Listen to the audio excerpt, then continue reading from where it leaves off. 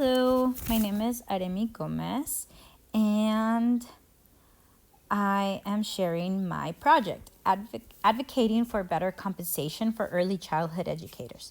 So, this presentation is part of the ECS 430 class, and it focuses on why equal pay matters and how we can advocate for a meaningful change. So, my policy.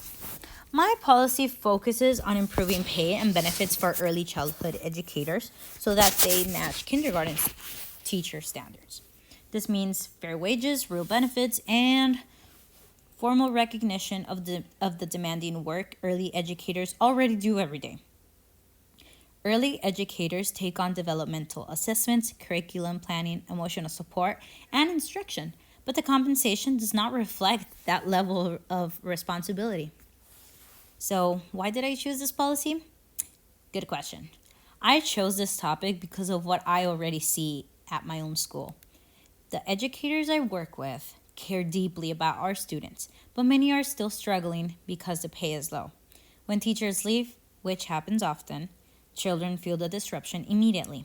Behavior changes, routines fall apart, and the classroom loses stability. Since I plan to stay in this field long term, I wanted to understand why this gap exists and how we can advocate for a change. So, what the research shows.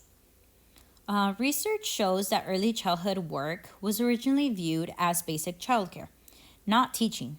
Because of that history, early educators were kept off teacher pay scales. Even as the expectations increased, degrees, certificates, curriculum, and documentation, wages never caught up. Many states now require credentials without offering wages that make the field sustainable. This mismatch between expectations and compensation creates long-term problems for educators and for programs. So, current pay gap. The current wage gap is one of the biggest issues.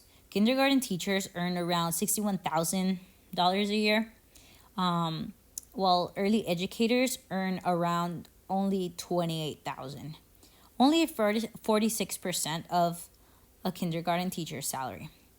This huge gap leads directly to burnout and turnover, and I understand why. It becomes difficult for programs to keep experienced staff, and it discourages new educators from even entering the field. How this affects children.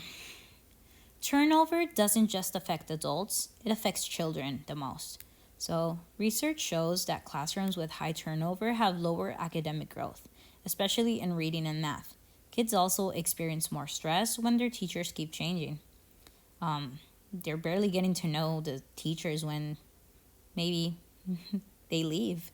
That's not really nice. A parent I interviewed told me that their child became anxious anytime there was a new teacher, even if we were just talking about a substitute. So more so when this same student had to experience a change in their teacher. This shows how important stability is for emotional safety in early learning. Strong relationships are one of the foundations of early childhood education. What I heard in my interviews was actually very similar in the themes. The instructional assistant and kindergarten teacher both described high workload expectations paired with low pay. The kindergarten teacher shared that many coworkers have left the field completely because the salary is not livable. And I can agree with this. The parent I interviewed said that their child became less engaged and more nervous when teachers changed. This reflects how turnover affects entire families, not just classrooms. So, my plan includes several ways to reach different audiences: families, school, leaders, and policymakers. First, I created a family-friendly pamphlet explaining how teacher pay connects to classroom stability and child development. Next, I plan to give a public comment at a governing board meeting, or I would like to, obviously. I would also love to write a letter to my district legislator explaining how compensation supports child outcomes.